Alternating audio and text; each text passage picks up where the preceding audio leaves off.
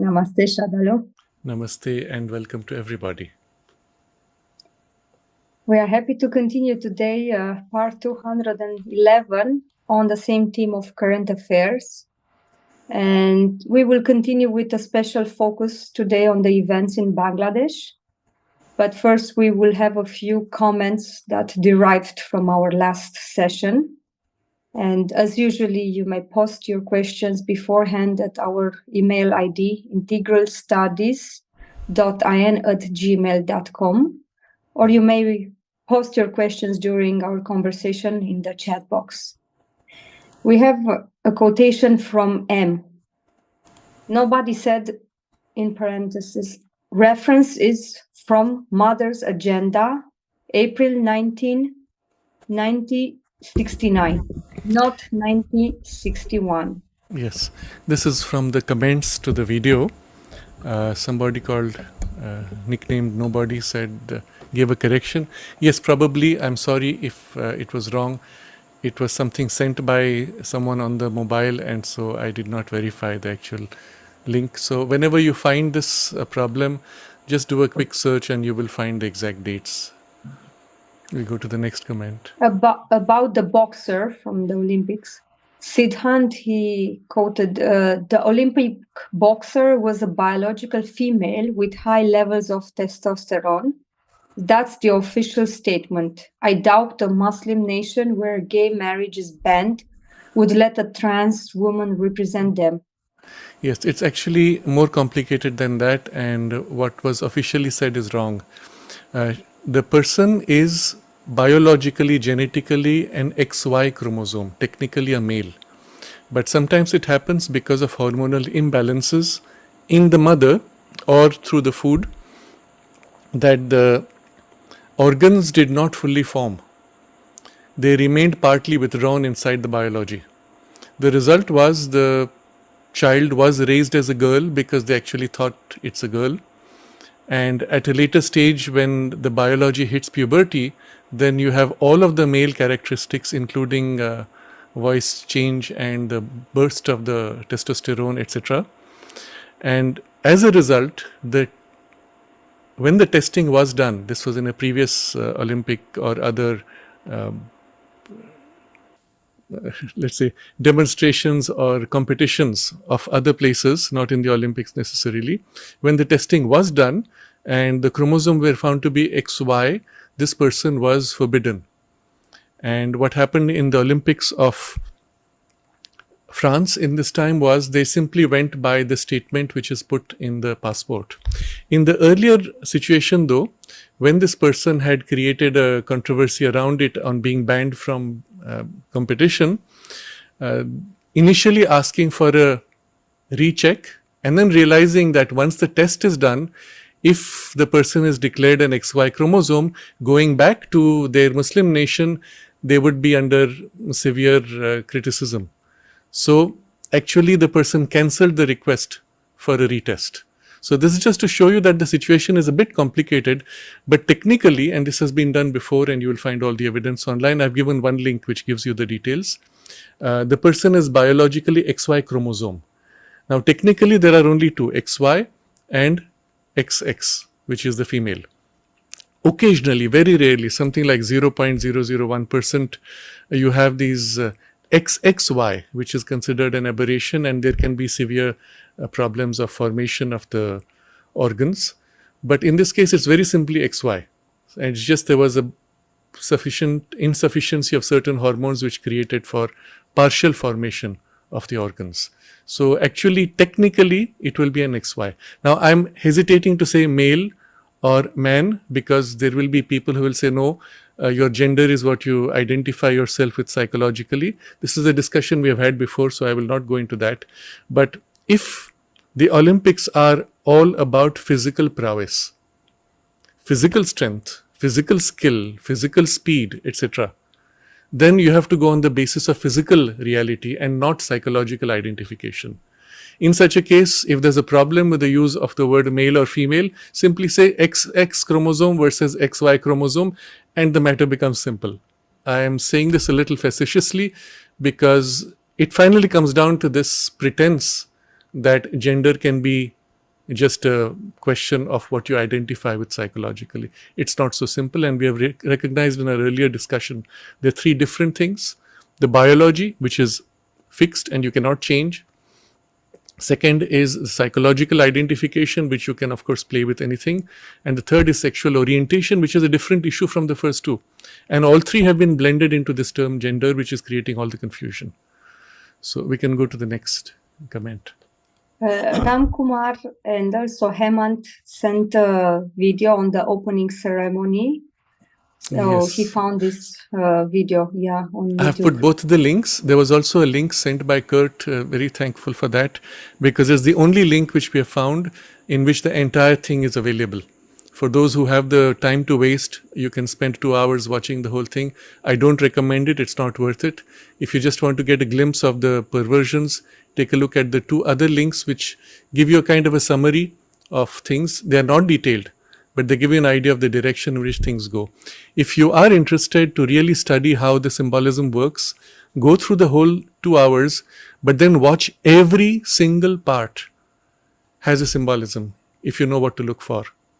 If you find something which feels odd, be clear that you don't know what the symbolism is, but you're sensing something. Even to the extent that when the Olympic flag was raised, it was raised upside down.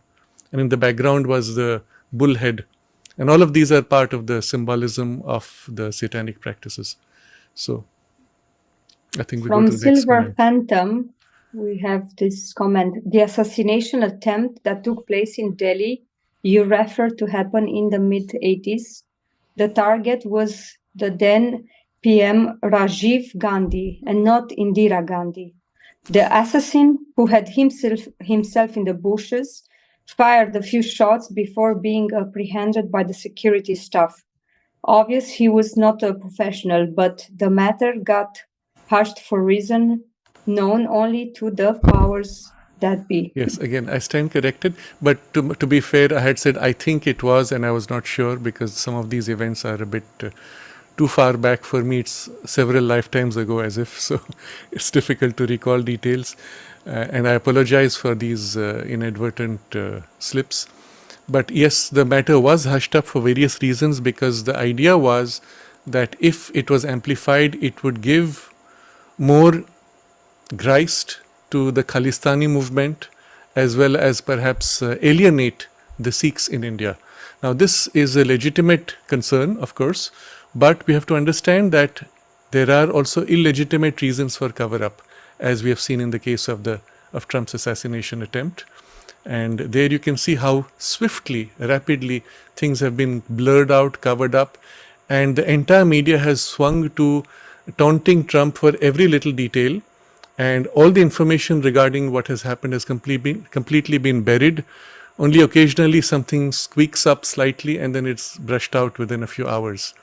Unless you go to the alternate media, you do not get any more information about the assassination attempt. Even the questions which were raised earlier, they've all been buried. So just to observe, one of the goals for me to bring up all these issues as part of the current affairs discussion is precisely to make you conscious. This making you conscious has 2 elements. One is you know the game of how they play, then you can see through. Second thing is, if you have been influenced by highlighting the facts and making you face them hard head on, it helps break the hypnosis. So in a sense, it's serving both objectives. Go to the next comment. From Aditya, I have some suspicions regarding Shinzo Abe's assassination. They said that the person who carried out the act was upset with Abe because he promoted a cult that his mom was a part of. This sounds to me like a cooked up story. Shinzo Abe was a nationalist. Yes, exactly. And perhaps we mentioned him in passing in one of the discussions earlier. He was one who stood for independence of Japan from all foreign interests and for Japan to become strong on its own. And so, you see, the word nationalist is again problematic. In the current discourse of the mainstream media, it's treated as a negative term. A nationalist is an extremist who is a supremacist in the style of the Nazi Germany, etc. Nationalist in the old sense, in the true sense of the word in the English language, is somebody who loves their nation. and I'd see nothing wrong with that. Love your country and be happy that others love their countries, and all of us loving our whatever sub-identities can still unite on a greater identity as children of the divine. So there's a spiritual unity in which all these national identities can be held with no conflict at all. And so, unfortunately, we have to be careful of how this word is understood. We are happy to use the word nationalist in India because we still retain that sense of the word, but it has a very different connotation in the US or Europe, for example. But yes, Shinzo Abe was eliminated for that reason. And he was so loved by people that even the necessity for a very strong protection was not seen. And so it was easy to find a crazy person to knock him out easily and make up some story. And this whole story about the cult is a complete cover-up. The fact is, in all such cases of these assassinations, you see one common thread. It's not clear why the person did it. The person was mentally unstable or had some unbalanced emotional issues, or just was a very quiet person who did nothing extreme and suddenly does something crazy and then either gets killed or kills himself. And then you know it is an MK Ultra programming. We go to the next comment. From another user, I am shaken to some extent with the link to the US presidential candidate and the breaking of global order. I don't understand what is global order. Is it political or the overall trending of mindset of people? Are people driven to lower vital unknowingly? At least from the trend of movies, that seems to be the case. How will breaking of global order change this trend? Yes. So this question obviously is from someone who has not seen the earlier series. I would highly recommend for this user to go back and especially look at the first 4 or 5 of the episodes under the theme current affairs, because there I set this large background. And I insist on this for those who may not have seen it. Please do go back and see at least those first 4 or 5. If you can see the others, they will also be helpful. In particular for today's discussion, we had a whole discussion on how the toolkit was used in the overthrow of the Ukrainian government earlier, nearly 20 years ago now. And the nature of the toolkit, which was very openly spoken of at that point, I think it was 2004, and it was very openly spoken of and fully analyzed threadbare in detail the structure of the toolkit, because you'll see the same pattern being used in Bangladesh and attempted for use in India, still in process. It's not over. The game in India is not over, but you'll understand when you see Bangladesh more carefully. But for those who might not have the background, just remind yourself this, just keep this at the back of your mind, that Sri Aurobindo warned us that the world unification could take place in 2 ways. One would be by a united one world government, which would be a gigantic bureaucracy suffocating all human freedom, and to a degree that even all creativity would be killed, and the spiritual possibility of evolution would be set back at least 1,000 years. And perhaps if it's succeeded in surviving, it would trigger an enormous rebellion, because the soul of humanity would push back. And the rebellion would be so massive, so chaotic, it would reset the entire cycle. And the work done in the last, let's say, 5,000 years would have to be restarted, so to say. He doesn't give that date 5,000, but I'm just saying in terms of the framework of the stages that we have gone through already. So it's either that option, or, which he recommends, is a more fluid framework, which would be a federal structure where all the countries of the world could come together as independent nations within an overall framework in which they have their freedom, yet maintain their individuality and still collaborate. And this, of course, requires necessarily a certain awakening of human consciousness on a collective level. And so the challenge today is this: will the awakening take place sooner, or will the integration by a top-down bureaucracy take place sooner? Or in between, will there be a competition? Sri Aurobindo suggests there will be literally a competition between these two trends, and perhaps there would be partial kinds of suppression of human freedom, as happened during 4 years ago during the COVID lockdown. And these partial suppressions may not succeed entirely initially, but may help people to realize the importance of protecting their freedom and to give the pushback and the necessary effort to change consciousness. But if that does not happen soon enough, then the other tendency would overwhelm. So this is broadly the backdrop against which we also recognize there are interests which are asuric and satanic, which want to have the first way of one world government because that's the best way they can destroy everything. So yes, that should be enough for this user's observation. Let's get on to the main theme for today. So we have one letter from Revati. With regards to the recent developments in Bangladesh, the former Prime Minister Sheikh Hasina has hinted at the possibility of a foreign interference in the month of May, stating that a white man came to her with an offer for building an air base in her country. She adds, "It may appear that it is aimed at only one country, but it is not. I know where else they intend to go. They will carve out a Christian country taking parts of Bangladesh and Myanmar with a base in the Bay of Bengal." She was probably speaking the truth going by the way things have panned out. Thanks to your sessions, I could observe how the entire plot was so well organized and executed, and how even a pre-decided leader took over, and the entire event was shown to us common people as an organic one. We were already not surrounded by angels. A military Juna in Myanmar, a camouflaged democracy in Pakistan, a communist dictatorship regime in China that has an insatiable appetite for territory and power, and now Bangladesh has been taken over by dark forces. The deep state has tasted some success in our country too in the last elections. Another concern is the lack of an alternative leader who can exude Modi's charisma and vitality. What will happen to Mother India? So I am very happy with Revati's observations because it also gives me the sense that these discussions have been worthwhile. And I hope most of the others also, you have been able to observe what has been happening in Bangladesh.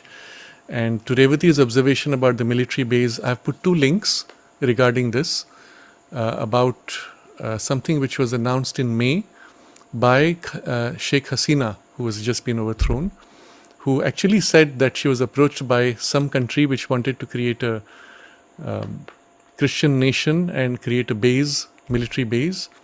And there were discussions from the US which wanted particularly to have a base. And I understand it was to be in one of the islands from off the coast.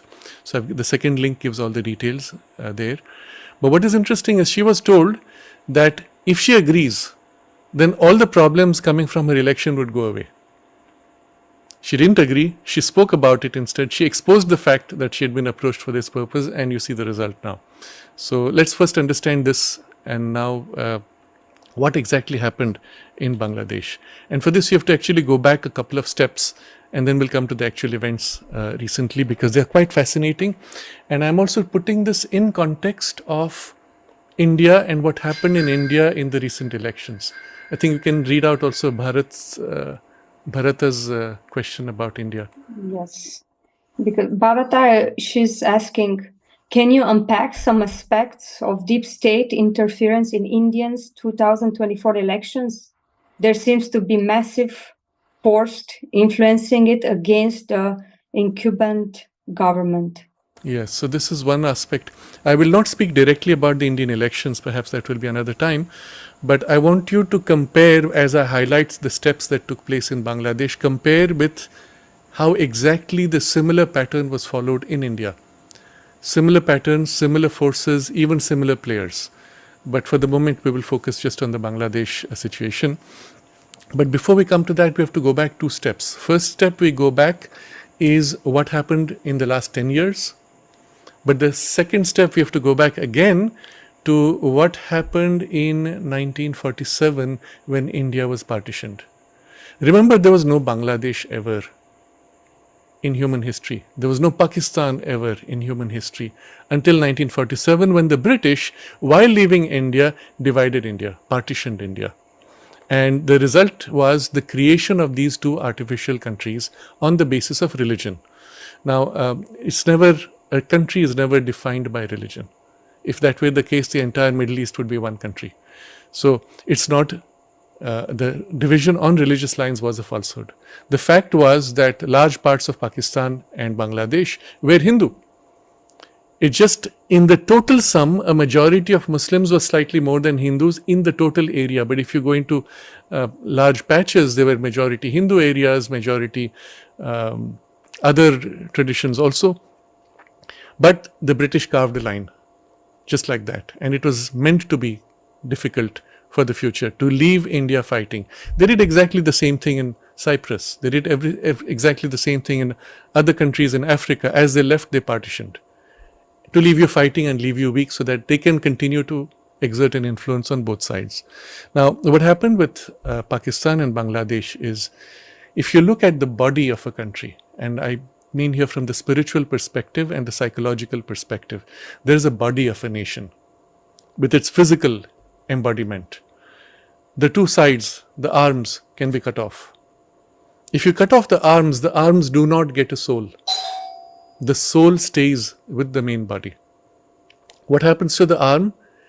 Because it does not have a soul, it does not have a real identity, it has to create a fake identity.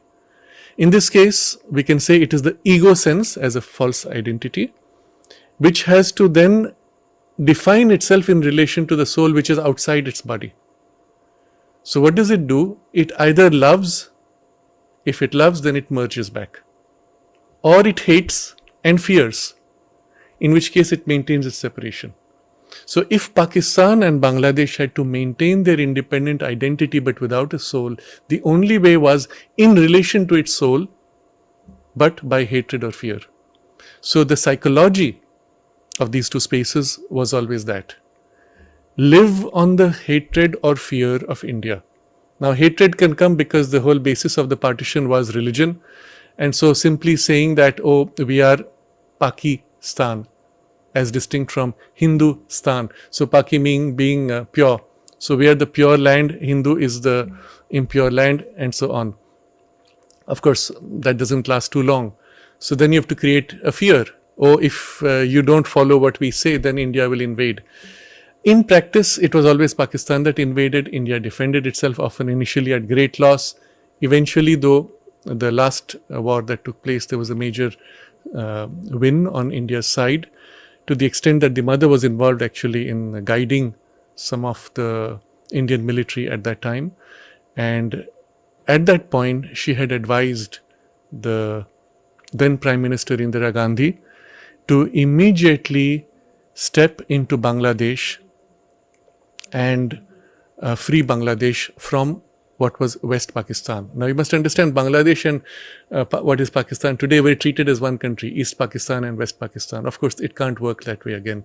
There was no link. The values, civilizational values, cultural values were totally different. So, and they were always oppressed by West Pakistan. So Indira Gandhi actually followed mother's advice, and specifically the advice was, she had said, do not enter into a conventional war. Go straight for Dhaka. So the army actually did that. They went directly to Dhaka, and the war was won with the least bloodshed. I was told this by somebody from the military, that what they had expected was massive bloodshed. What took place was so small, it was almost a grace. And it was because they followed the mother's advice in this matter. And the practical result was that the Bangladeshi people actually saw this intervention from India as an aid to free them from the misrule of West Pakistan. And interestingly, unlike other countries, when they step into another, they never leave, India actually withdrew entirely, even helped Bangladesh to set up its own independent identity and provided financial and other aid. Now, this is you have to understand what is a necessary background to know what's happening today. At that point, the person who took charge, who is called in I think it is in the Wikipedia itself, that he is described as the father of Bangladesh and the first president of Bangladesh, Sheikh Mujibur Rahman. And this is a very famous name in Bangladesh. Literally, people will remember him almost like a godfather, founding father, etc. It's very highly respected. And this background we have to understand, because you'll now understand what's really happened in this context. Mujibur Rahman, as a result, of course, retained full friendship with India, and India withdrew all troops. There's absolutely no military interference from India at all in Bangladesh. And at that point, just to complete the story, the mother had advised Indira Gandhi immediately to finish West Pakistan. So the Indian troops had then got into West Pakistan, taken more than 150,000 prisoners from the Pakistani army. And at that point, it was, I think, Bhutto who begged Indira Gandhi. He made a truce and then begged Indira Gandhi to give back, and large tracts of land had been taken on. And he begged Indira Gandhi to give back the land and the troops, to basically give up the prisoners of war, on a promise that in 6 months he would make peace with India. And Indira Gandhi was pressured at that point by the United States.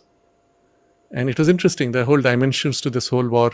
The US sent its, I think it was 7th Fleet, into the Indian Ocean to back Pakistan, even to protect Bangladesh from India and West Pakistan from India. And at that point, the Russians backed India. What they did was, there was one Russian submarine which was in the Bay of Bengal. It just came up, waited long enough to be photographed by satellite, and then went back down. The entire 7th Fleet from the US turned back. Basically, it was a warning: if you step in, we'll knock you out. And in those days, well, submarines were extremely powerful and there was practically no defense against them. So there was a whole play on that level also.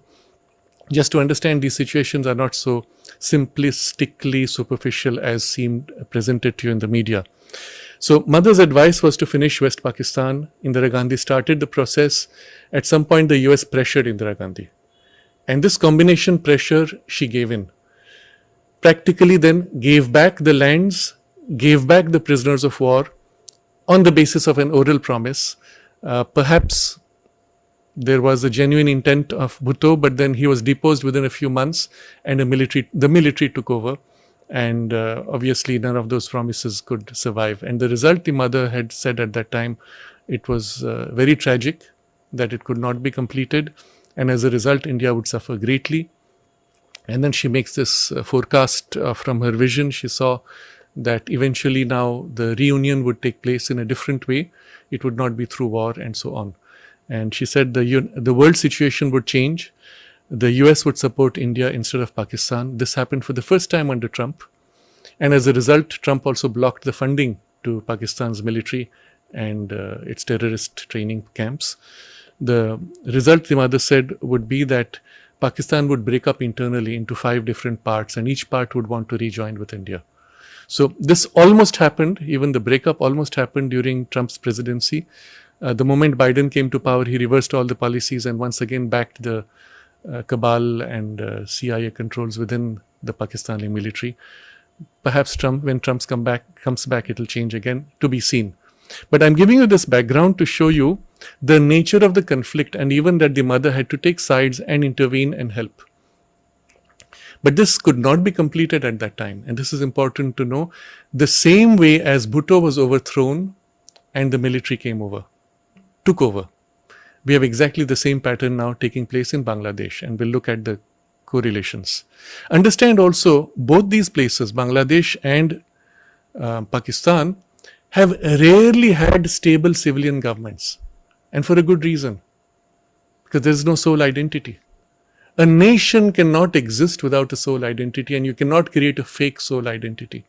So as long as it is an ego identity which works and it lives by threat or fear, who best to create the fear except the army? Or the fear can be of what except war? And who then takes charge in case of war? The army.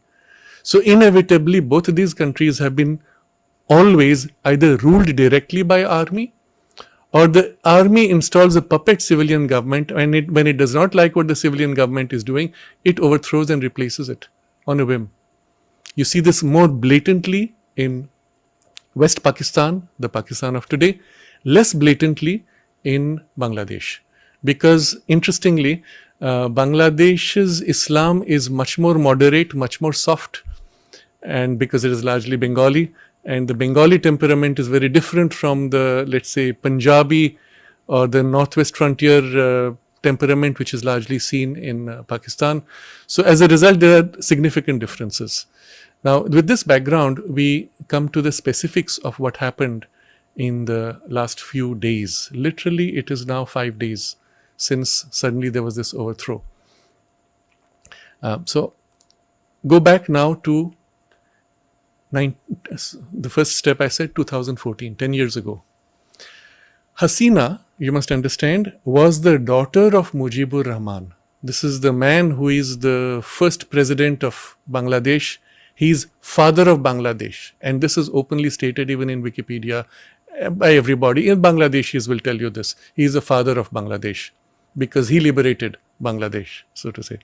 So effectively, Bangladesh was formed at that point, 1971, with Mujibur Rahman, Sheikh Mujibur Rahman as the leader. So the love, respect for him is enormous. His daughter is Sheikh Hasina. She's the one deposed. So obviously the people loved her enormously in large numbers. But there was one more thing.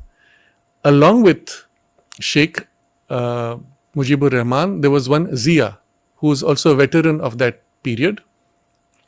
And as a military, I think he was general, some senior member in the military, he tried to promote himself in place of Rahman. Now, the difference between the two, both were nationalist in the good sense that they loved their country. The difference was that Mujibur Rahman believed that Bangladesh should remain a, today we use the word secular country, but it's not quite secular. That's not quite the word, but the idea was that it would not become Islamist. Whereas Zia wanted an Islamist country. In other words, a replica of Pakistan would have been made again even after Bangladesh had won its freedom. And this was a point of tension between the two. Again, we have to understand why this is important. Daughter of Rahman is Khaleda today, is Hasina, and daughter of Zia is Khaleda, who was in jail, who has just been freed. The two daughters of these two have been in, so to say, conflict going back now nearly 40 years, 30 years. And so this is the balance between the two, or the struggle between the two. I'm going to read from an actual text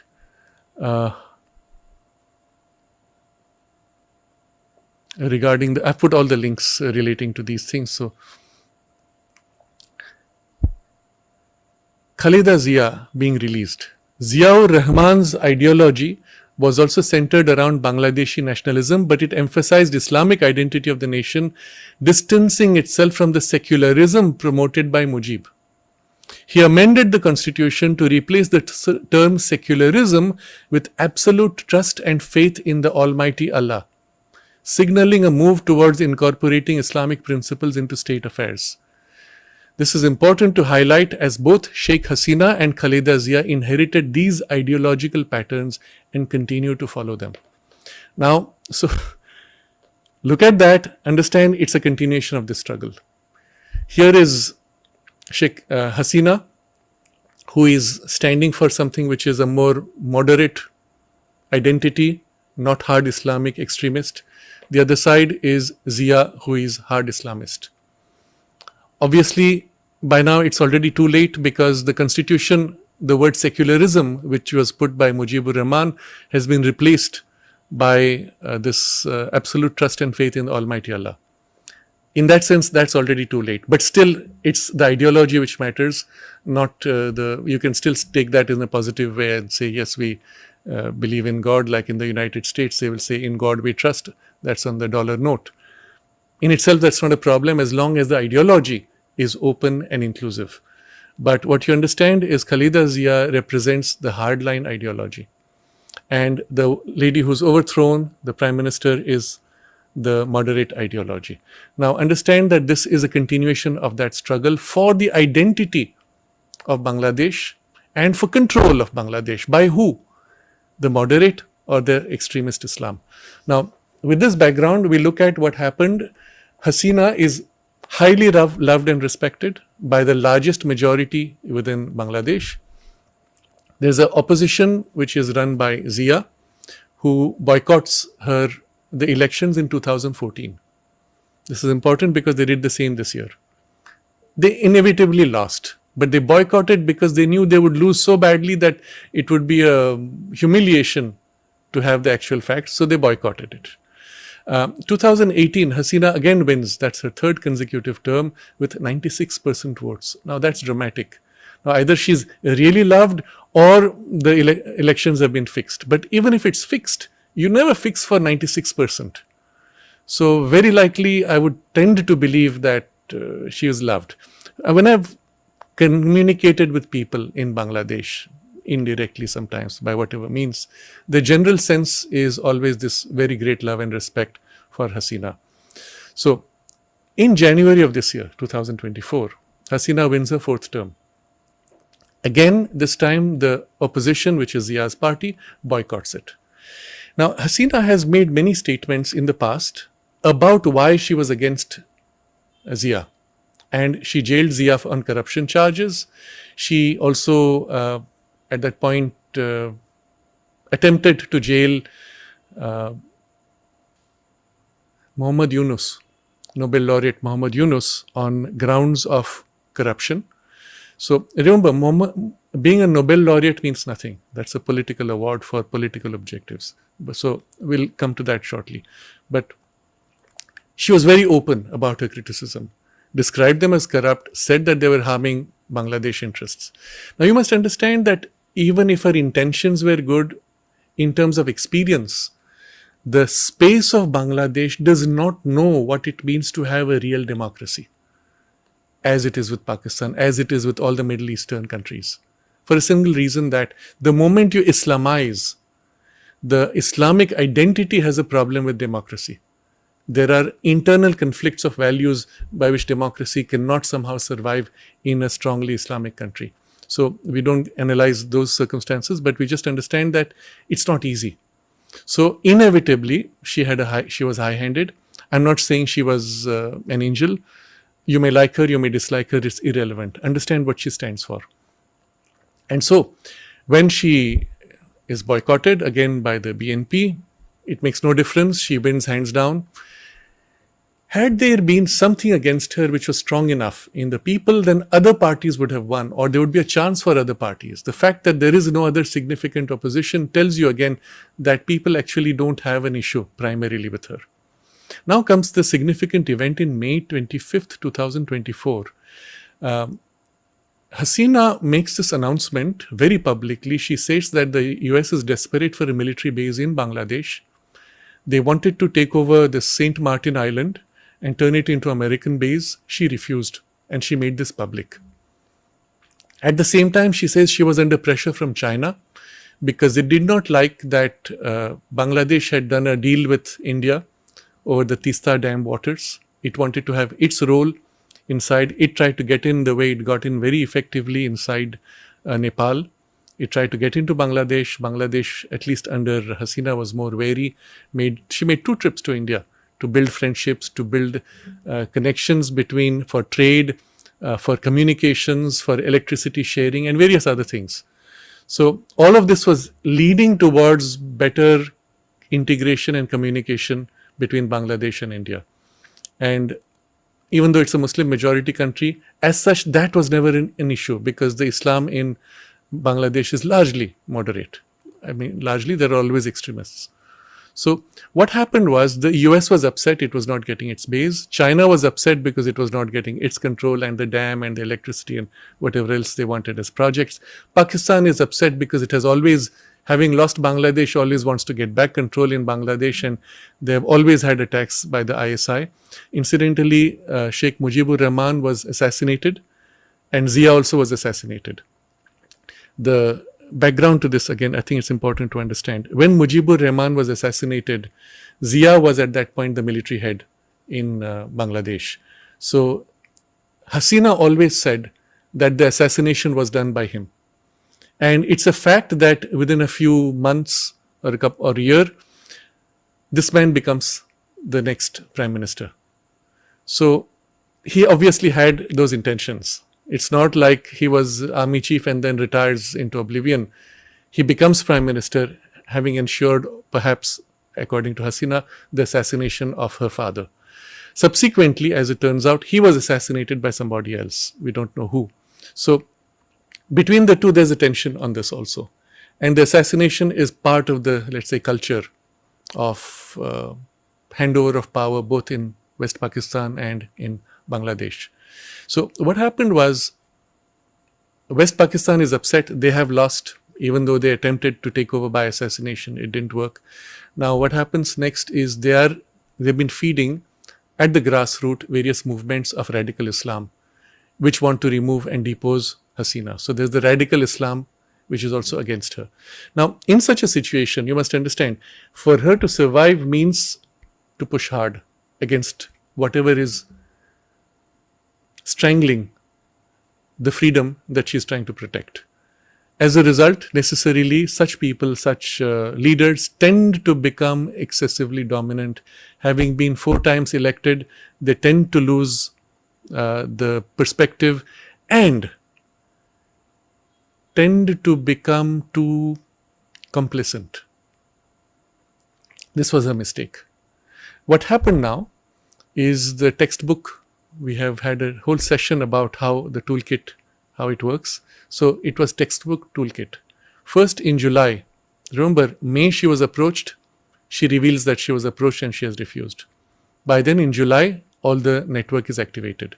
So there are student protests. Against what? Against the quota system. And what is this quota system? Because so many people fought for and died for the freedom of Bangladesh, 30% of the seats in certain government jobs were reserved for the family members of the army veterans who fought for the Bangladesh Freedom War 1971. Now remember, 1971, many people died. Their children are being given certain benefits. Now their children, it's perhaps 2 generations over. So perhaps the whole thing is irrelevant. Perhaps you can water down, reduce the percentages or discard it. It was actually discarded, reinstated and discarded and reinstated multiple times, and struggles between these. One of the result was in July, on 21st July of this year, the Supreme Court scrapped the quota. So remember, there's an unrest going on. Supreme Court scraps the quota. Unrest should stop, right? It doesn't. Why? Because that was not the goal of the unrest. The unrest was using this as an excuse. Remember, it's textbook following the protocols of how to overthrow a government. So they continue. Now what do they ask? And I'm reading a quotation. I've put all the links here. The Supreme Court's decision on July 21st to scrap most quotas did little to quell the unrest, as protesters continued to seek justice for those killed, the restoration of internet connections, and the reopening of campuses. You don't need protests for that. You stop protests for that, isn't it? As long as you have protests, obviously there's a reaction to protect from the protest, especially when the protests are violent. If you want to reopen campuses, you stop the violence, campuses will reopen. But justice for those killed. You see, now, it's one of those things which you can never undo. The moment there have been deaths, and they will ensure there are a few deaths, now they will demand justice, for which it is an unending war. And I quote again from the article, Hasina's administration initially dismissed the involvement of students in the protests. He said they were not genuine students, blaming the Islamic party Jamaat-e-Islami, this is funded by West Pakistan, and the main opposition Bangladesh National Party, BNP, for the clashes. Now, one of the easiest ways to cover up for overthrowing a government is to say students. Students are protesting. Because anytime a student is hurt, you have a strong emotional reaction. If you say adults are protesting, you don't have the same protection. So remember, the same thing happened in Syria.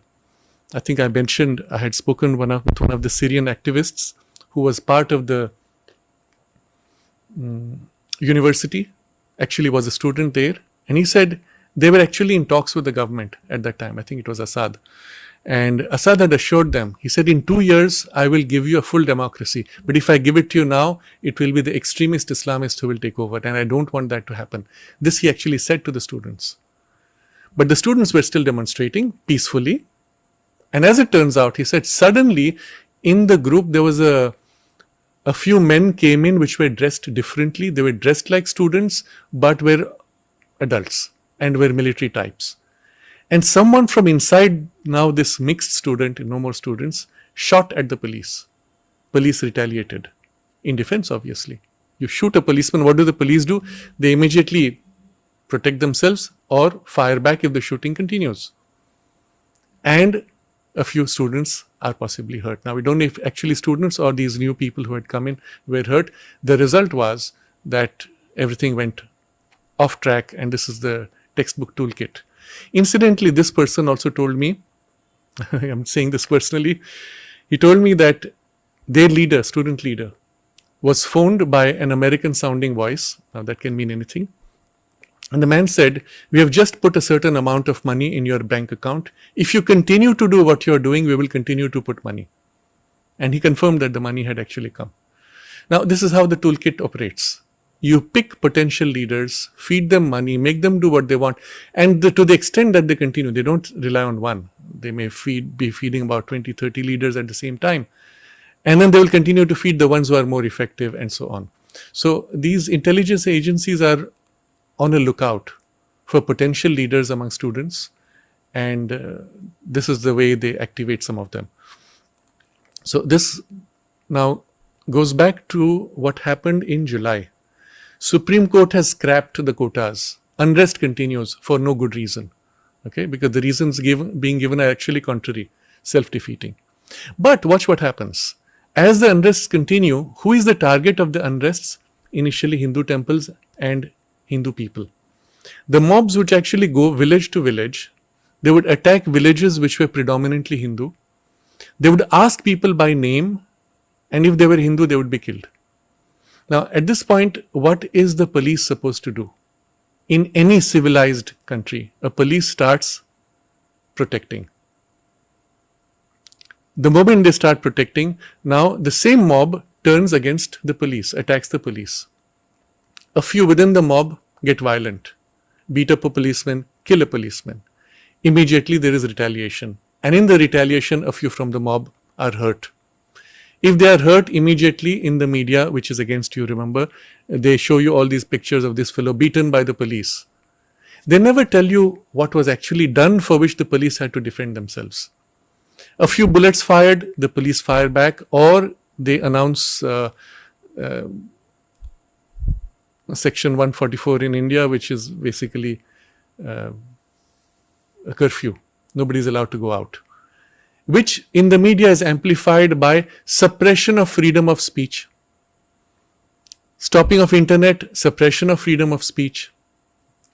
Now again, I'm going to read out. See, for me, the moment we heard 300 died in riots, the impression given is that the government killed 300 of the students. No, it was not the case. The large numbers of people who died were Hindus killed by the mobs who were demonstrating against the government. And yes, a few of the mobs were killed also when they violently attacked the police, sometimes even with bullets. So now I come to the specifics.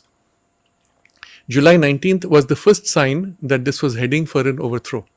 So I started from that point. I began to save the media links. There it said that the students group had began to target the television station and set it on fire. Now, if you are against quota system, which now already has morphed into justice for those who died during the quota system, and is now morphing into remove Hasina. This is in between. The first thing you do is to say, we are going to talk to you and demand this.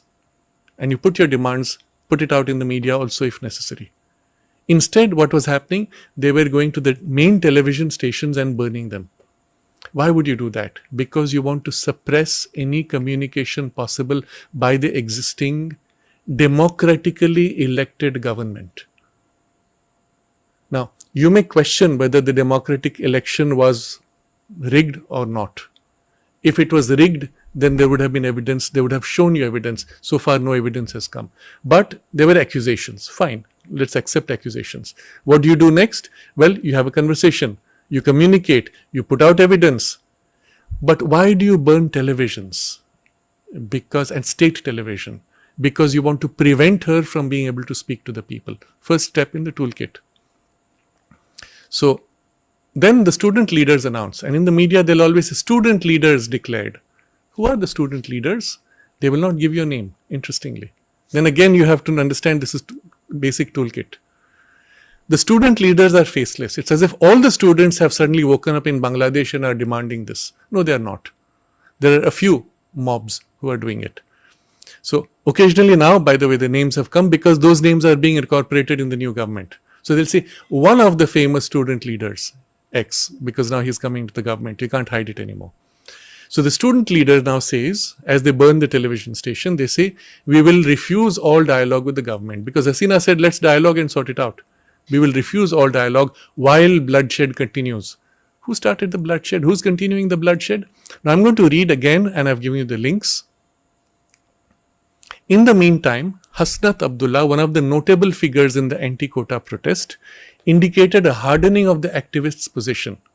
No dialogue while bloodshed continues, he said in a Facebook post.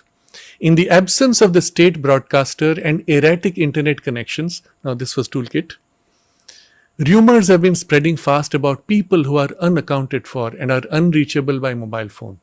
So obviously, if the internet connection has been cut, you can't reach XYZ, so you suddenly spread out rumors. Oh, the government has, with an iron hand, killed so many people secretly. And the core team, which are protecting the government, will be blamed for it. The loyal core, because they want to remove that loyal core.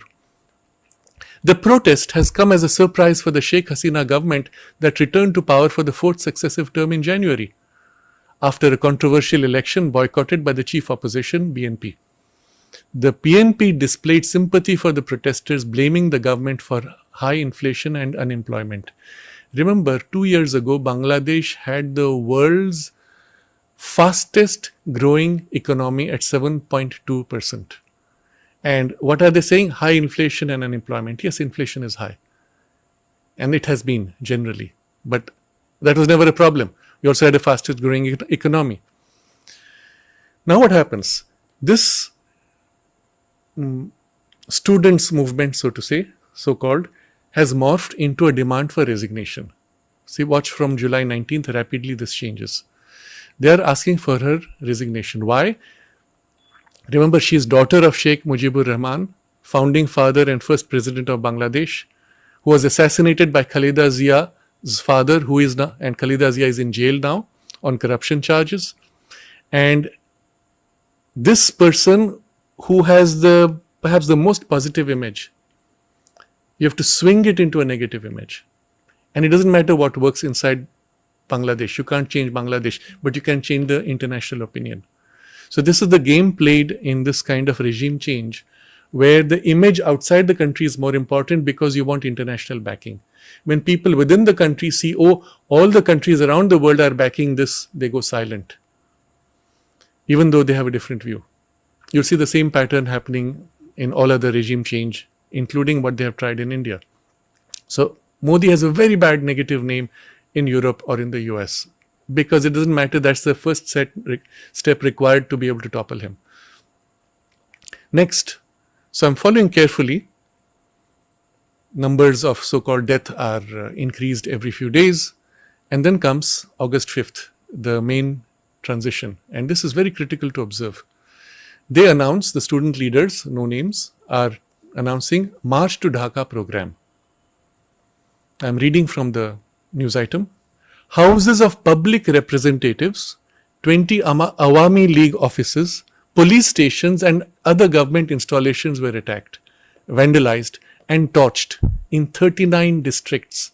Now remember, 39 districts simultaneously you have attacks on police stations, government installations, the party offices of the party in power, and the houses of public representatives. That means their personal houses.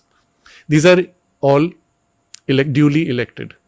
Now, if any country truly believed that they want to protect democracy in Bangladesh, this would be the time to speak up. But instead, they are all keeping silent. When all these people have resigned, the US comes forward, for example, and says, oh, we want democracy which is inclusive, and all the violence has to stop. Now, after they've removed, but not while they're being removed, while they're being attacked, not one country spoke up. So understand, the attack is directly on government installations and police stations. What does it mean? Who is going to protect the government installation? Policemen. And if police fails, then it's the army. That's the last resort. If that fails, then you have, of course, civil war. The moment you have attacked police stations and with violence, the police pushes back, you now blame the police. The police gets targeted, the police gets blamed, and who is supposedly giving orders? Hasina. So Hasina gets blamed, even though she has done nothing. They're only defending their own survival. If you're in a police station and a mob comes and sets your police station on fire, what do? Do you say thank you and walk out? You fight back, you try to put out the fire, and if they attack you physically, you hit back. If necessary, you fire in the air. If necessary, you fire in the crowd eventually. They go through all the protocols, but who gets the blame? The Prime Minister, who is supposedly has given an order. She has not. But I'm just showing you how the game is played. As a result, now you have inevitably all the requirements for the illusion of government which is excessive, high-handed. So, I'm reading again. Clashes between protesters and leaders of Awami League and its associated organizations were reported in several districts. Residences and offices of ruling party ministers, state ministers, parliamentarians and Awami League leaders were vandalized in at least 14 different locations. Now what happens? If police has failed, next step is army. What does army chief do? The army chief, General Wakar uz Zaman, addressed the nation on 5th August. Not the Prime Minister. He doesn't allow the Prime Minister to speak up. He speaks up. He spoke about assuming responsibility and constituting an interim government. And now you have to understand what happens. As he announces this, he gives, this is August 5th it took place, he gives an order to Hasina, Prime Minister, duly elected, to leave within 45 minutes, otherwise she would be killed, basically. Leave within 45 minutes. Imagine the Prime Minister of a country protected by rings of security, police, etc., duly elected, is being told you leave in 45 minutes, otherwise you will die. And by the army chief. This is a military coup. The media will not call it that. What do they say? She left in a hurry because of the riots. She demitted office. She resigned. No, she was forced to resign under threat of death.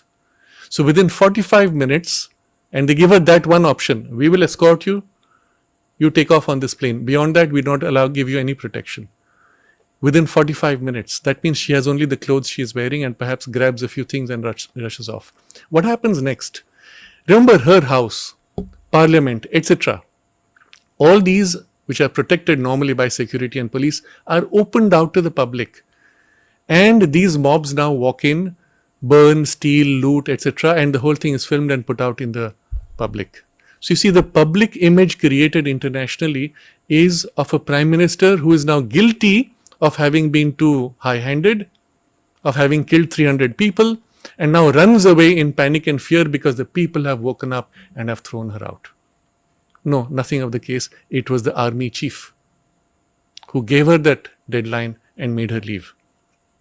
Again, I've put all the links. You'll have to see it for yourself if you want to really study this. So, when she wanted to leave, she said, okay, I will leave because, well, there's no choice. She wanted to address the nation on television, make a statement before leaving.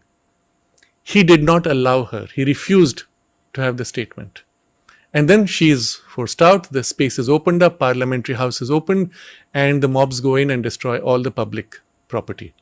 Now, a mob which supposedly stands for the good of Bangladesh, supposedly stands for democratic values because the US said, oh, we want a democracy, and this mob supposedly stands for this, would not destroy parliament. would demand fresh elections immediately if they said the elections were flawed.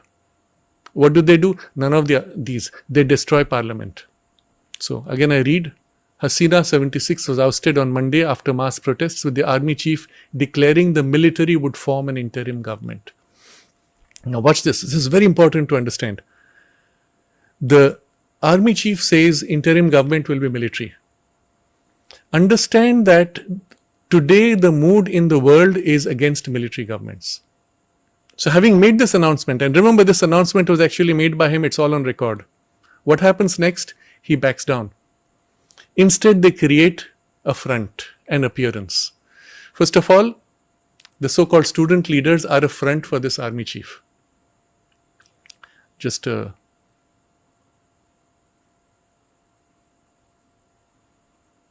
aside, because this is important. The Indian government had actually given a warning to Sheikh Hasina about the army chief. I've put a link there. I did not put it in my notes. So I put a link in the description. They actually warned her, do not appoint this man as the army chief because he has strong connections with China and he is associated with radical Islam. Now this was specifically information was given by the Indian government to Hasina.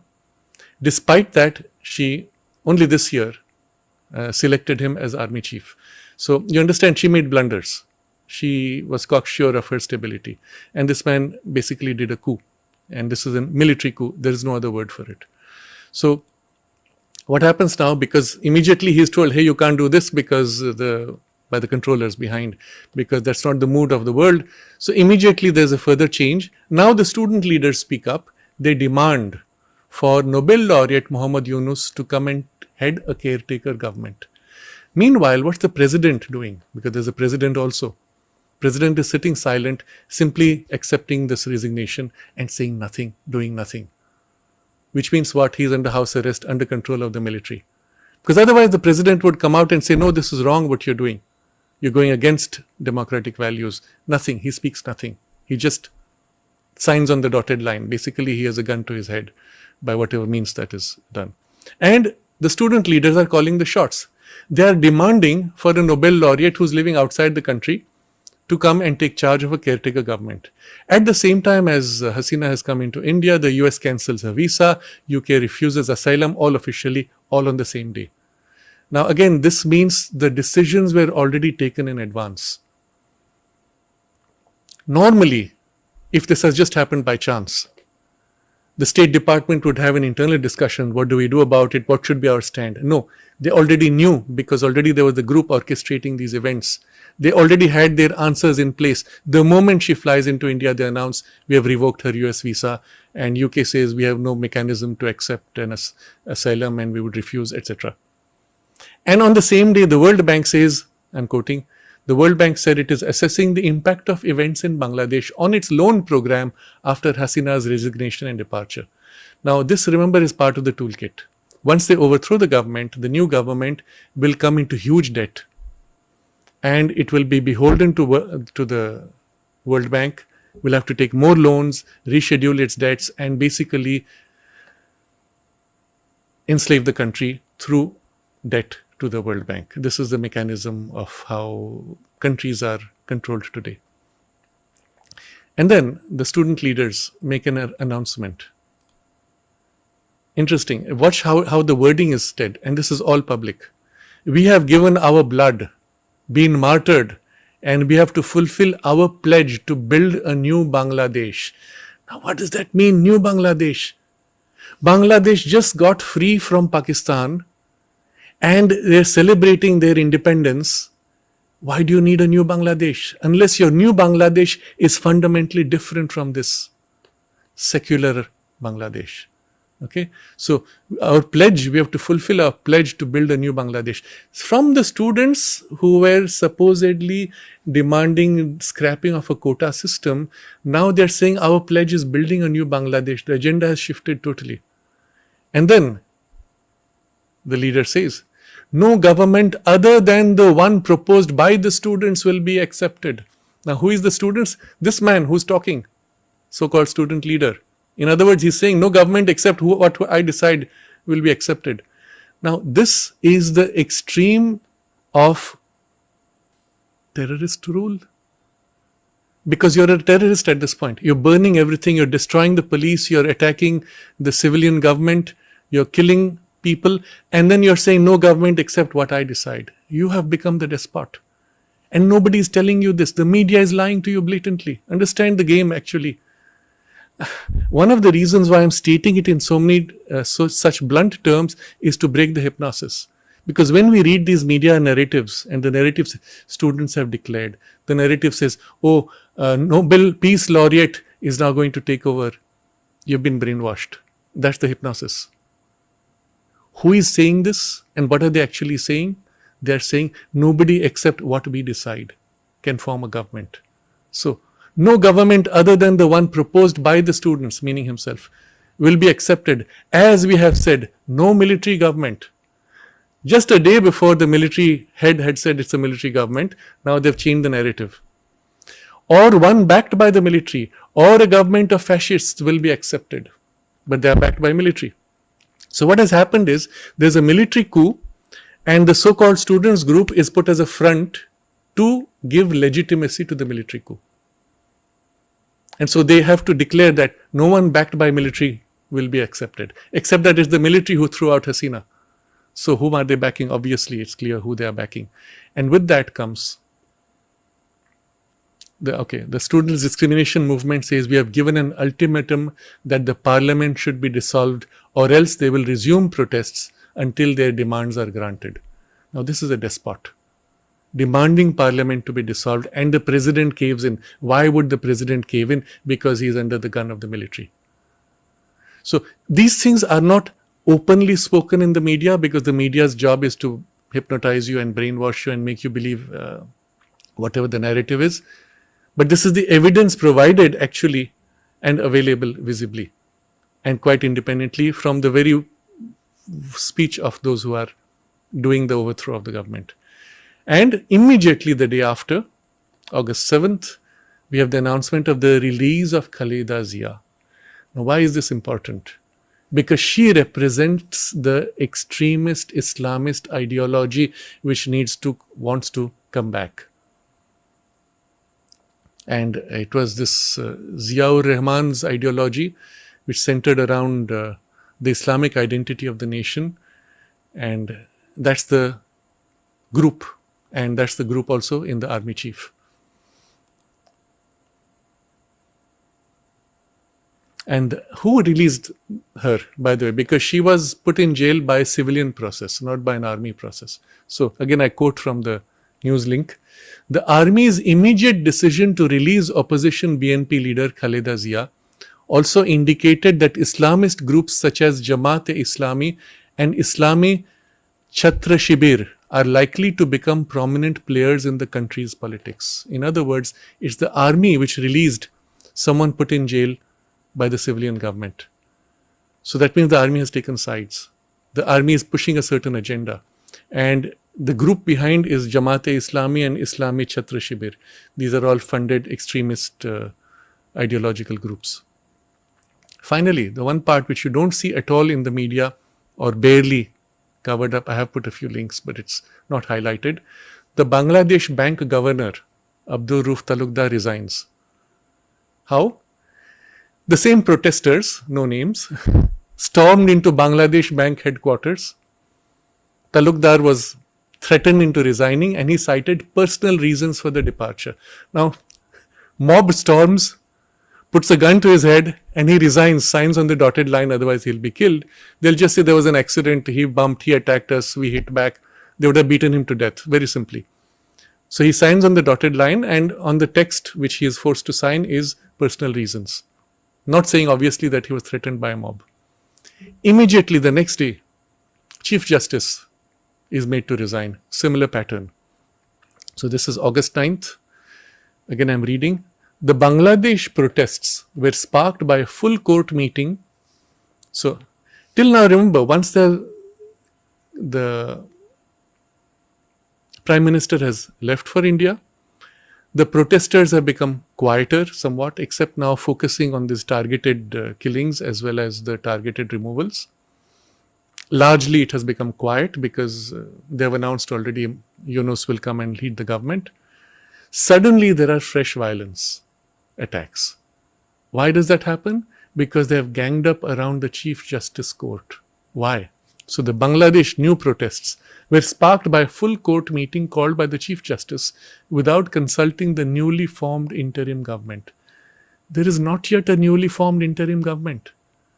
When there is an interim government, the Chief Justice will swear in the interim government. Otherwise, there is no interim government. That's the procedure.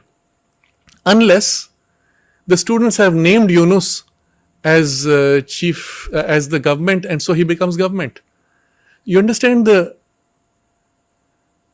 ridiculousness even of the claims.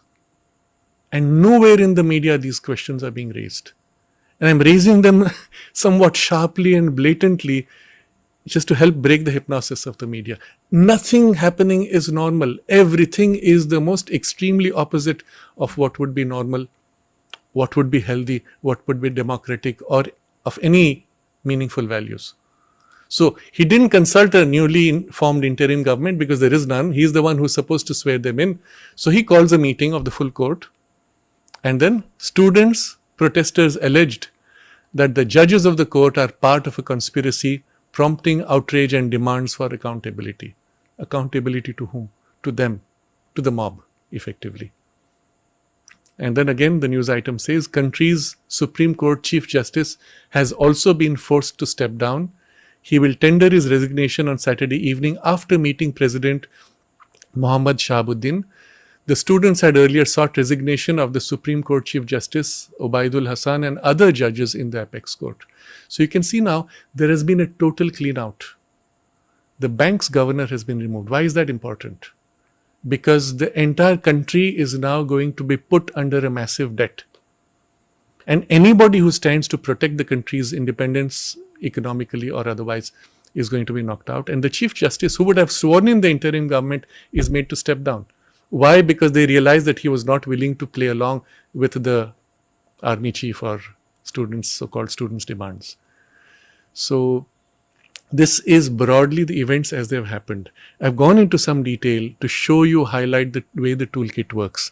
Now look at what happened in India during the recent elections. I will have a more detailed discussion about it perhaps another time. But you see how before the elections there were a whole series of news items raising doubts about the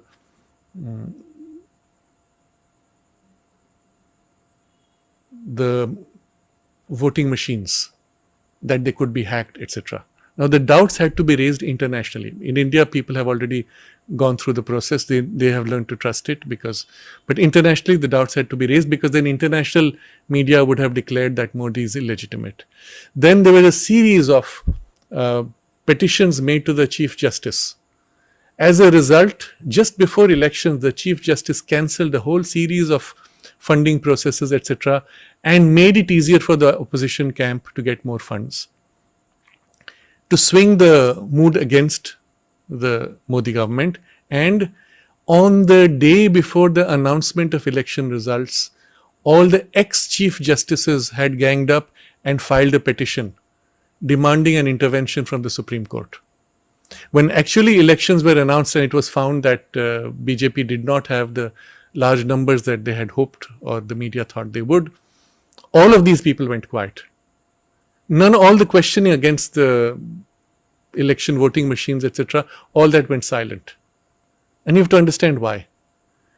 They had set up the whole toolkit. There would have been widespread protests and demonstrations with students or other groups, etc. But when they found that they had actually benefited, they all went silent.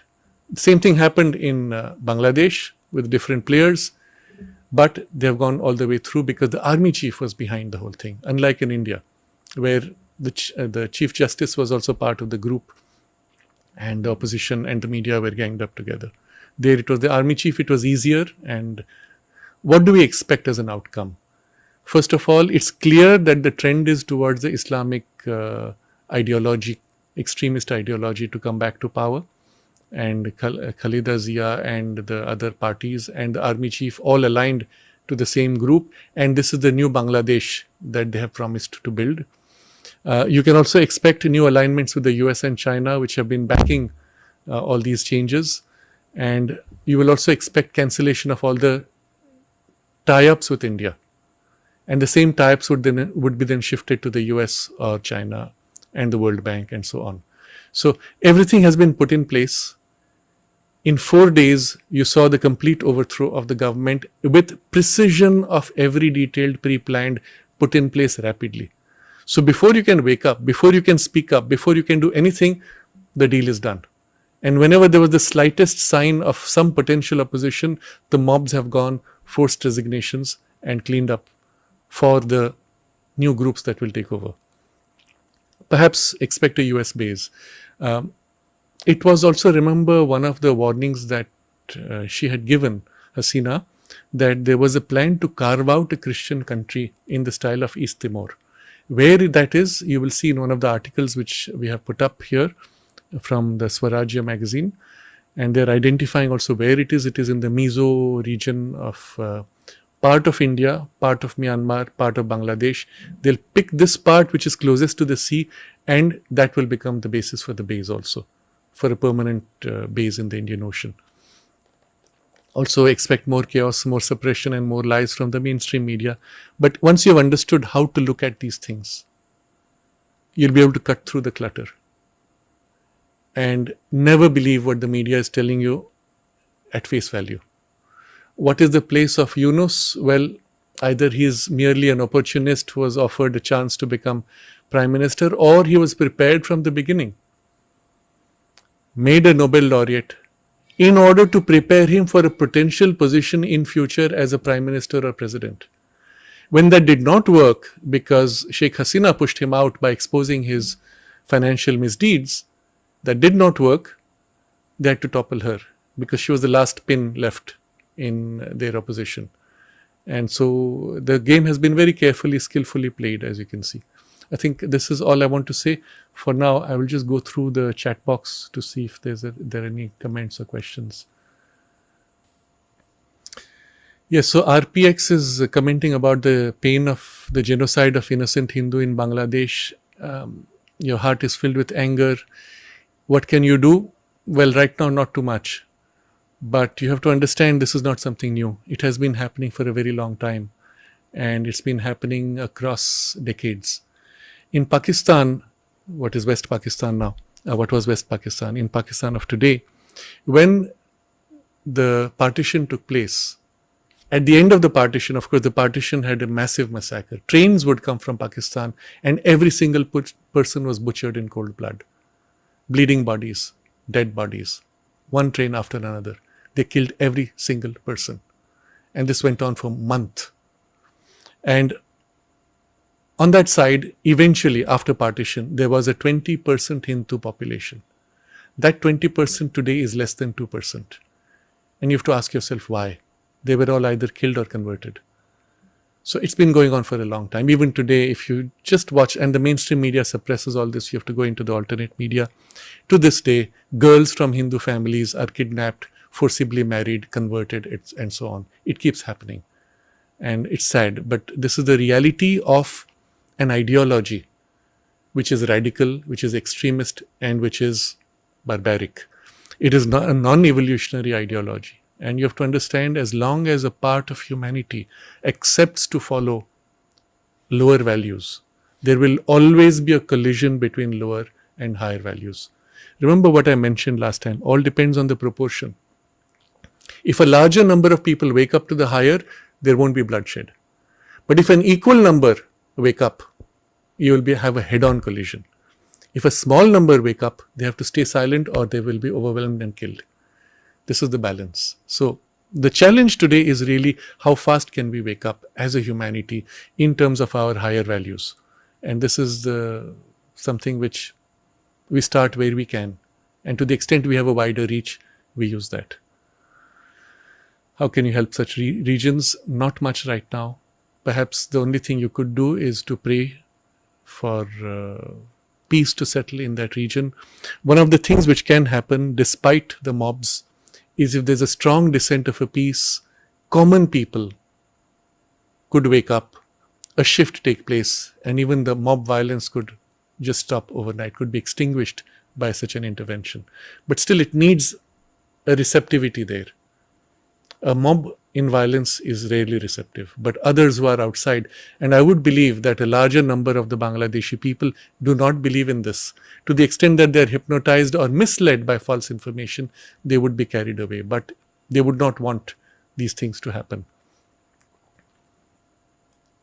So RPX is asking, will Islam and Christianity fight among themselves in the future, as both these Abrahamic religions want world control? If they were the last left, they would fight. Till then, they would group together against a common enemy.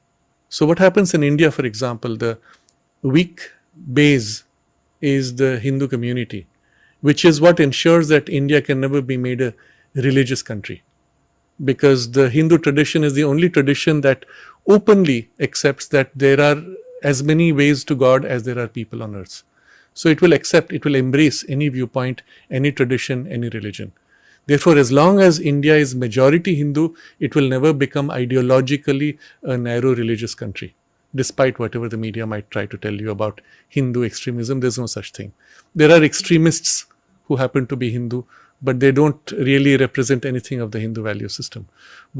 Or mostly they're reactionary at the point of defending themselves against an assault.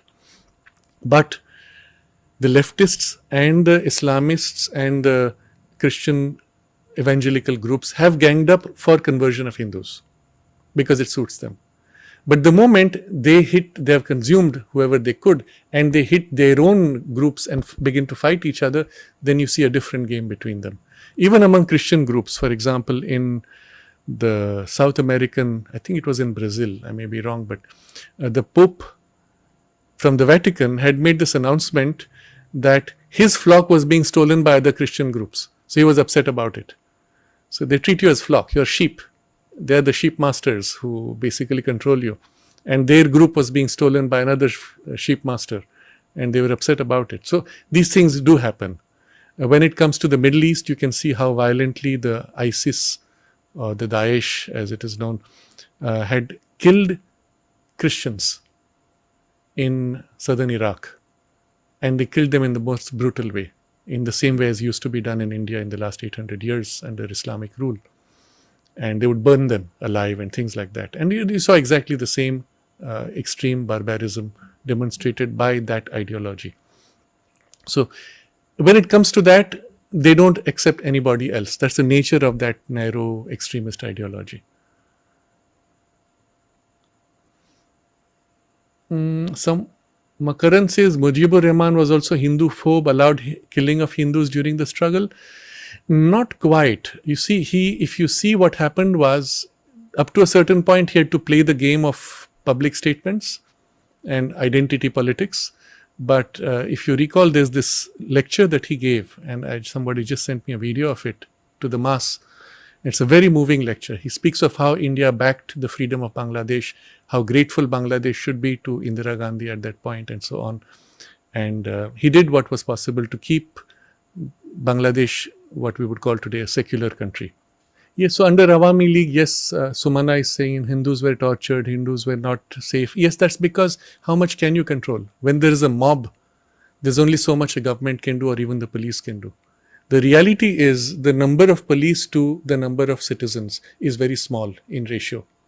So the moment a mob turns, this is what used to happen in Kashmir also. When the extremist groups would attack police stations, the police had to defend themselves, they had to barricade themselves in. And there's nothing you can do.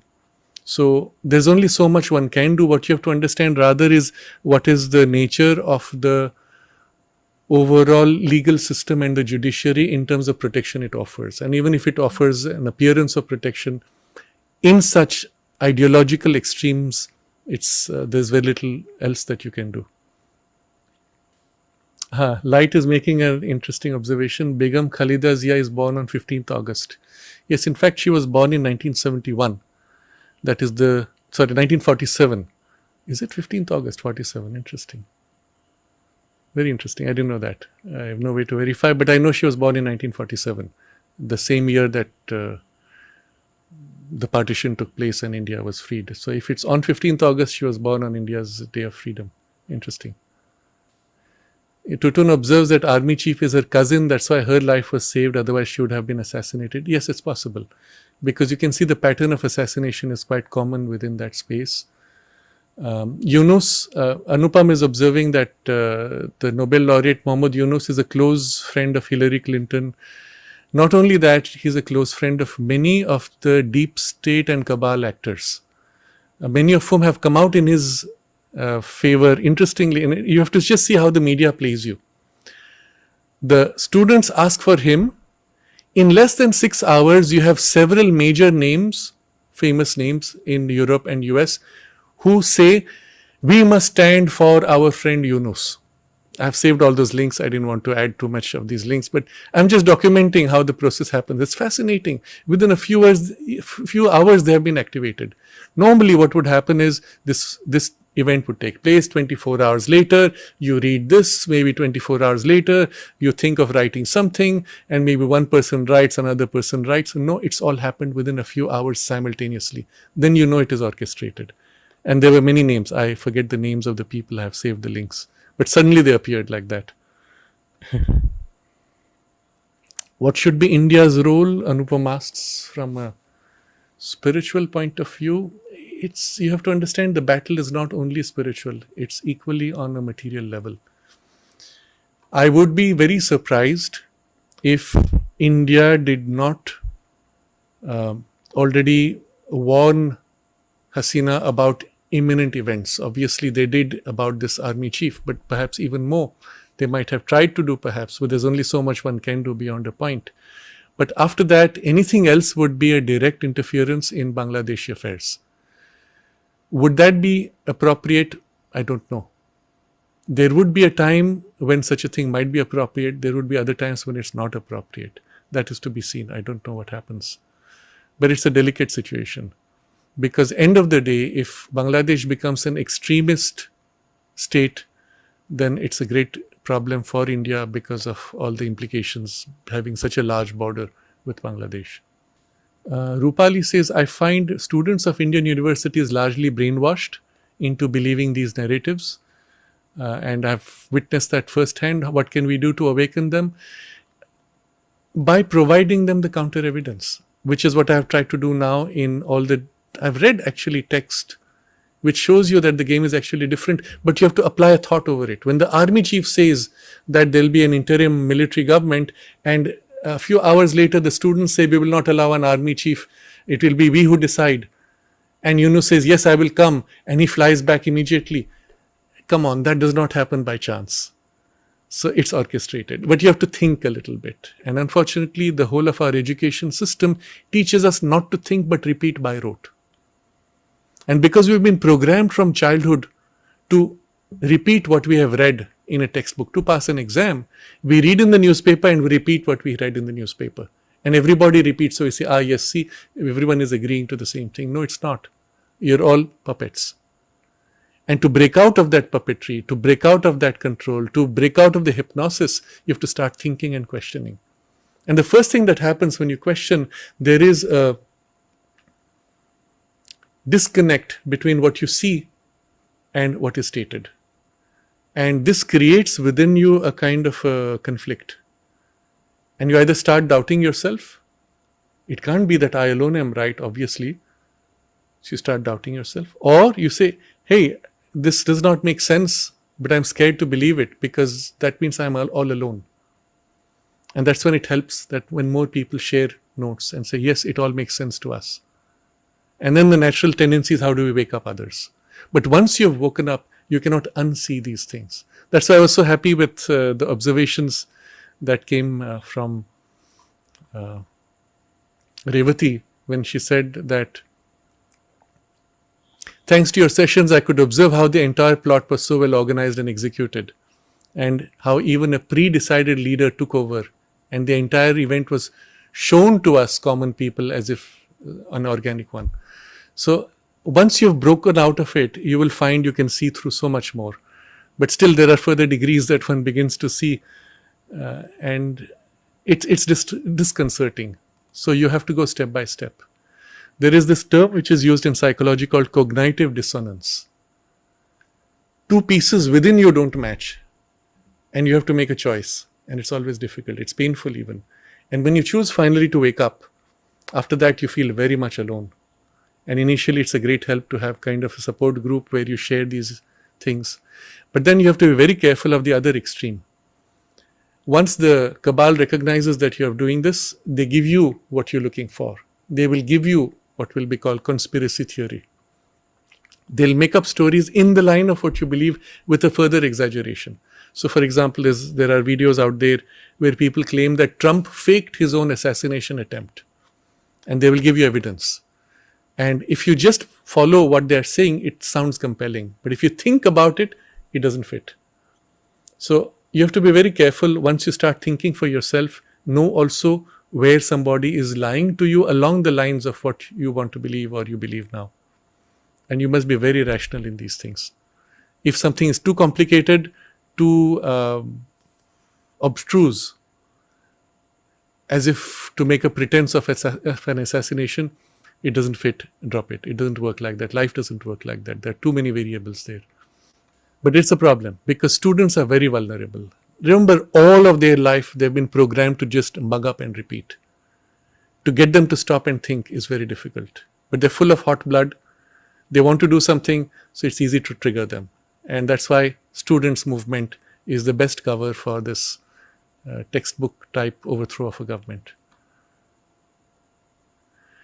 Anupam observes it's the same month of August when Taliban took over Afghanistan. Yes, a lot of things happen in August, as we have mentioned.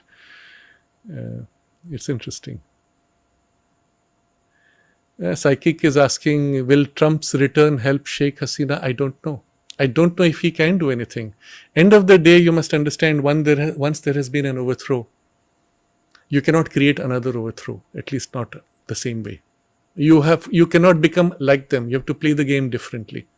You see, Trump, for example, could have attempted an overthrow, which he didn't, by the way, despite the accusations against him. He is playing the game through the conventional democratic processes, but he's playing it skillfully. That's the only way you can break through and change the system. If to change the system, you have to break the system, then you'll never be able to do it. If to live by higher standards, you have to break the constitution in order to protect the constitution. That doesn't make sense. So if he wants to protect the constitution, he has to play by the constitutional means and come to power and change. And that demands people waking up. So a lot depends on what happens within Bangladesh. Will people wake up? I would like to believe that if Hasina had such a strong base support, that through social media and other means, she or the others who have had the support of the people will reach out and wake up people. If that happens, then you have a situation ready, where through the ballot, once again, she could come back to power or somebody else of similar kind. It will have a huge impact, Anupam is saying, on socially and economically upon Northeast and West Bengal. Yes, of course, it will have a huge effect. Quartz is asking, why do you oppose Devta Sadhana, that is the worship of deities, even though the mother has said overmental will manifest before and create proper ground for supramental to manifest? No, she has not said that. And I don't oppose any sadhana of Devta. I think this was in connection with the question last time, whether it will help to pray to goddesses. My point was, yes, please do. But what will the goddesses do if you're not willing to act? They need instruments. So understand the importance here. If you're not available as an instrument, the power and the wisdom that the divine Shakti can give you will have no instruments for action. If you're willing to act and you open yourself, invoking a higher help, that is the sadhana. It does not need special pujas and prayers and rituals for that purpose. If you want, you may do them. But the point being, you should be willing to act and be competent in your action. That was my point. I'm not opposed to anything. Please do whatever helps. But be clear that that alone is not enough. Yes. So there are other questions which are not directly related. So I'm going to skip that. So Yes, Light is saying Bangladesh wasn't in good shape, etc. Yes, it's a fact. End of the day, I'm not saying that Hasina was the perfect leader. I'm not saying that she was right for everything. But at the moment, she had come through a process which was democratic. She had goodwill and good intentions largely for Bangladesh's future. Perhaps she was not the most competent. I'm sure perhaps there would be others who may be more competent. But this also is a reflection of the people. That people need a charismatic figure who is daughter of another charismatic figure to be able to elect, to pay attention. That already shows that in the masses there has not been sufficient maturity of discrimination. And so this is a practical problem you will face everywhere where democracy is still nascent. You cannot simply force democracy on a people that is not used to it. They will tend to fall back into the old patterns which they are used to. I think we'll complete with one last question. Alina, you are muted. Yes, I was muted. So I have one last question from Revati. Also, why does Sri Aurobindo invoke the Durga aspect of the mother to secure the future of India? Why did he write a hymn addressed to Mother Durga? India became independent on Sri Aurobindo's birthday.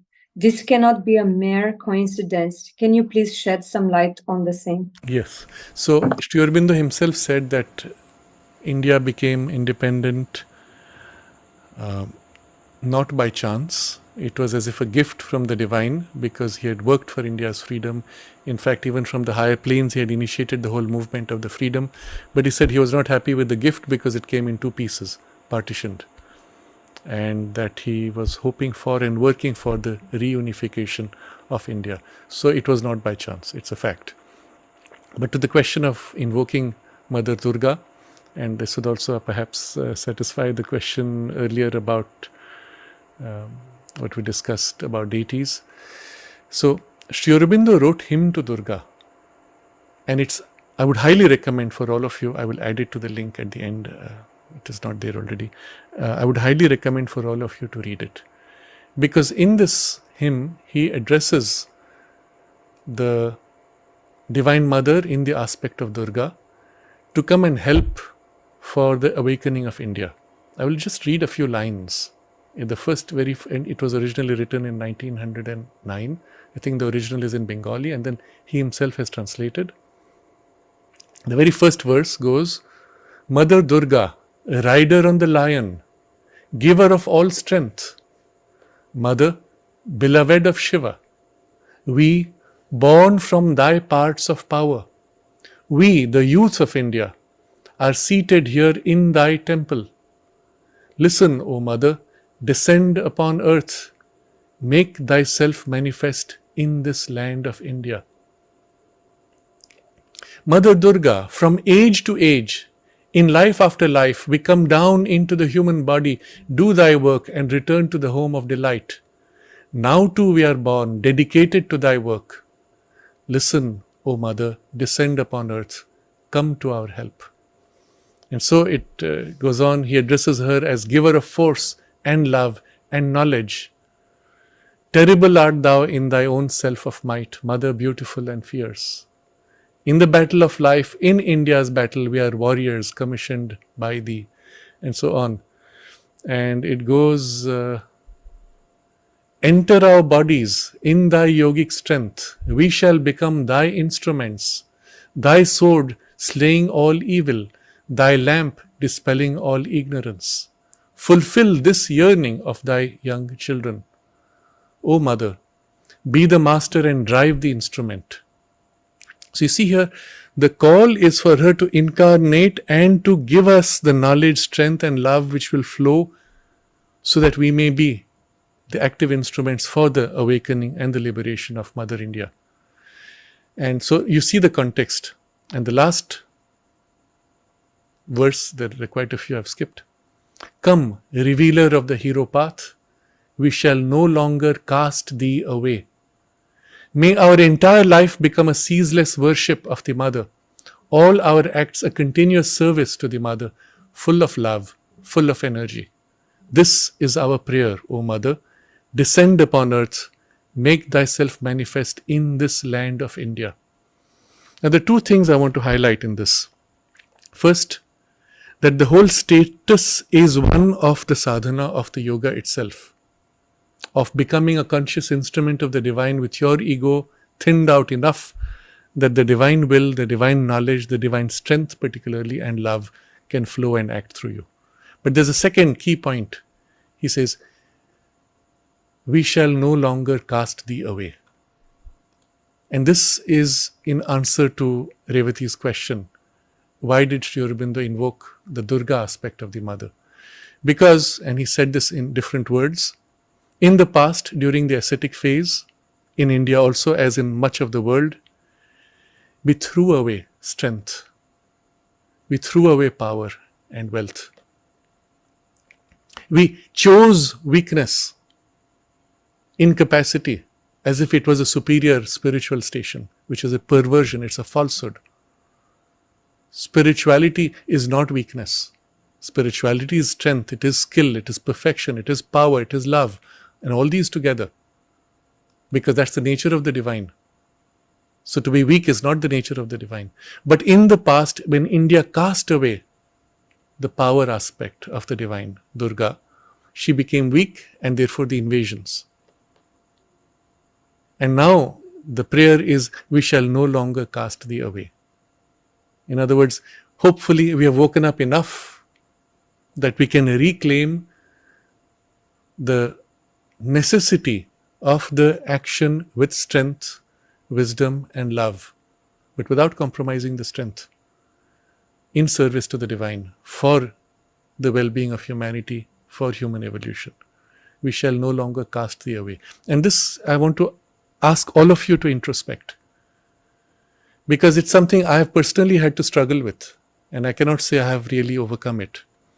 The moment I will speak for myself, the moment I have to face a situation which requires an exercise of power or strength, something within me shrinks. I hesitate.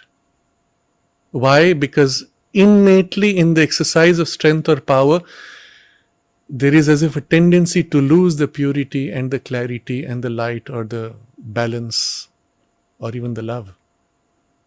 How can you act with force without losing love? It's not integrated. How can you retain wisdom and act from wisdom smoothly flowing through power without compromising the clarity of the knowledge and the integrity of its flow? It's not integrated. It's a failure. It's a lack. It's an insufficiency of the training, of the development, of the integration of these parts. And I'm saying this as a personal experience, but I see this everywhere in India. And it's often people who have gone the other way, who have accepted power with compromise of wisdom and love, and from there returning to wisdom and love, who are able to be more effective. But because they have not yet got the wisdom and love, the power is also misused. But people who come from the aspect of wisdom or the aspect of love, when they seize upon power, they shrink, they withdraw. This is the failure. This Hindu psyche, because of the last 2000 years of the ascetic turn, is still struggling with this integration. And I do meet people in whom it has been sufficiently done. Modi would be a good example of this. And even he, I know, will shrink in certain situations, because that's the nature of that clinging to the purity aspect and not wanting to allow a mixture.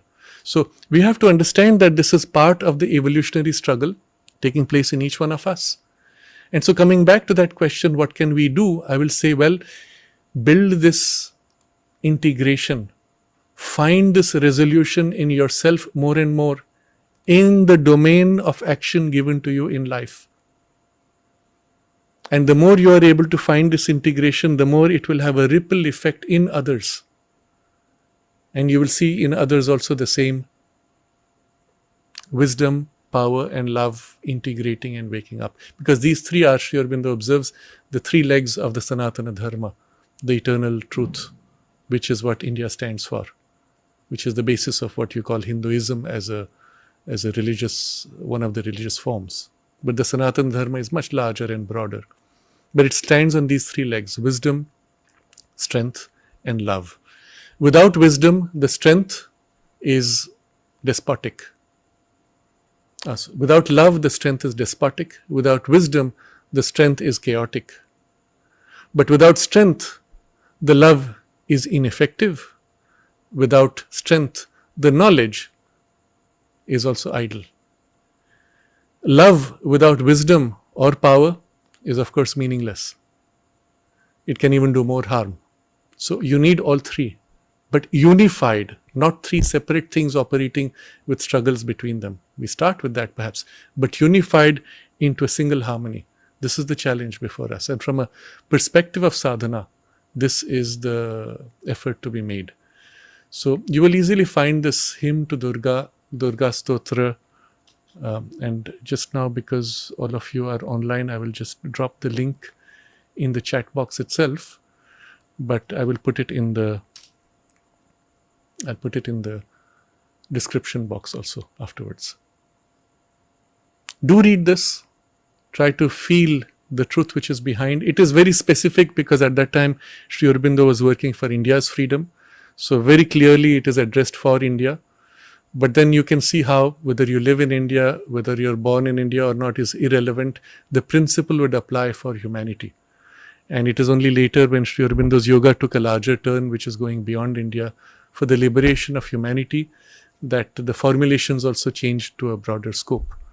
But if you get the principle behind, you can easily read this wherever you are, whichever nationality you might be. It's an invocation to the aspect of the wisdom, power, love combination, which is Mother Durga working through us, and for us to become instruments for this. I think this is a good point for us to pause upon and to meditate in aspiration together.